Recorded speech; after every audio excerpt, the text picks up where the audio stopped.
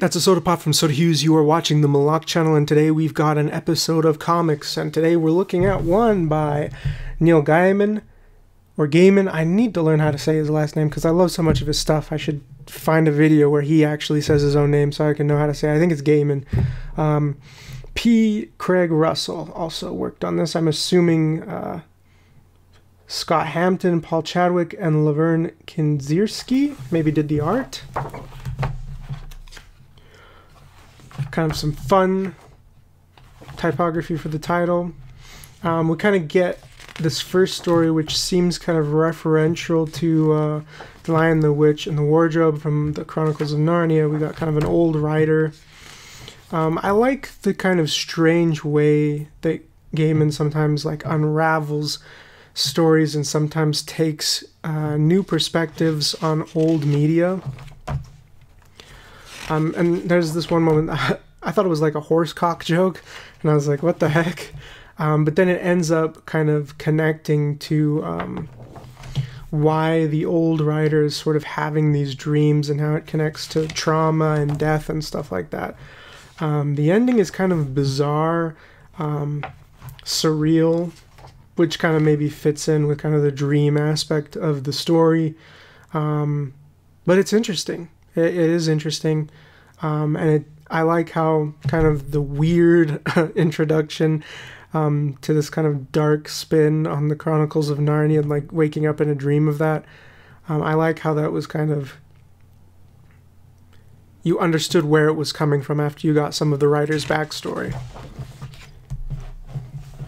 The next one that comes after that is Locus, kind of a cute little story that kind of connects to like themes of fatherhood, I guess, and you know, wanting to protect but also instruct your children, but also understanding that they're gonna have to, you know, learn and make mistakes themselves.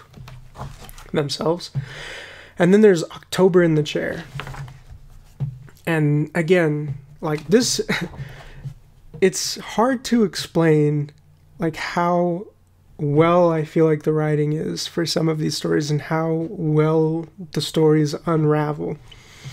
Because yeah, you get kind of these little jeers and jabs between the different months as they're trying to establish the personalities, and they're all around a campfire and they're telling stories. And one of the months is like telling a story and everyone's like, oh my god, you tell that one every time, we already know. And so then they go, and another one's like, oh, could I tell this story? And they like basically tell the story, and they're like, sure. And they're like, oh, well, that was it. So it's just kind of silly. But then October comes and kind of begins telling their story, and it just kind of builds and builds and builds. And honestly, when I read this, like after I had gotten to the point where the boy has ran away from home and like found the house in the woods, I had forgotten that this was now a story being told by the months. Like I had forgotten that it was a story in a story. I was just kind of enveloped in this particular narrative and thinking about what would happen next, which I think is a testament to how well it was paced and also described. And so the boy, he kind of meets a ghost and everything, and it's kind of funny. It makes me think of Calvin and Hobbes and some of the Norman Rockwell paintings about running away, and you know, kids thinking about running away and some of the crazy things that, you know, goes through your mind if you're ever considering doing that as a child. But the story ends and they all go back into the forest. And it's got a really sweet kind of end that ties everything together and kind of makes you wonder if it's about two of the months. Which kind of makes me wonder if the 2 months are supposed to represent Gaiman and Bradbury, maybe, because he said it's for Ray Bradbury. And then there's The Day the Saucers Came, which I had already known as kind of like a poem, because I do really love Gaiman's poems. I Will Write in Words of Fire is probably one of my all-time favorite poems, and it's by Gaiman. That was written for someone's tattoo. And I think I even did a couple of drawings about this poem myself when I was in Italy, and just thinking about them because I had someone at one point ask me about poetry, and also we would do English courses. And I thought it was kind of annoying how we would always like read the same scriptures and like try and sell people on going to church. No longer religious anymore, but yeah, even then I was like, oh man. So I would bring in short stories and poems because they were, you know, short and easy for the people, and we could kind of build some reading comprehension, and I could introduce them to things that I thought were cool. Like I remember I also brought like the little short story Walter Mitty to an English course and went over it with some of the people who came. And this is a really funny, just kind of wacky one. You can tell the artist had a lot of fun, which is great because with how far-fetched and just the variation between insanity and just crazy events allows for awesome illustrations, which we do. Every panel is really fantastic, and it's got that just gut punch kind of silly end to the poem, which is part of why I loved it. And yeah, this was The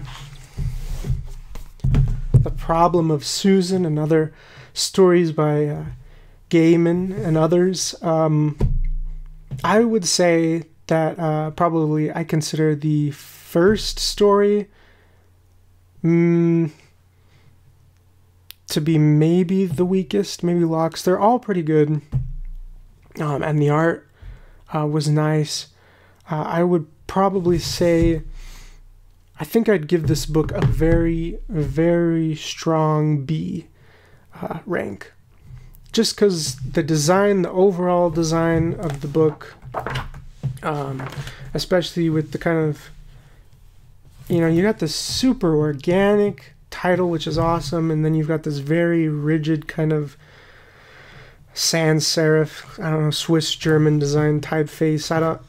And all the white, I don't really know about it in terms of the design of the book, and also the kind of how I felt between the mix of stories, also kind of connected but didn't really seem to run a super consistent theme.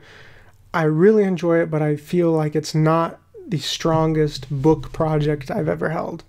But if you are a fan of, you know, Gaiman stories or these types of stories or this kind of art, you know, for sure get it, check it out. It's a nice piece.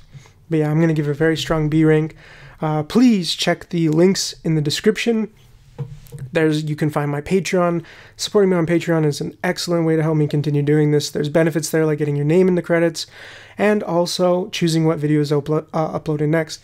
Please like and subscribe. That also really helps. And also, I just want to see you again. Take care.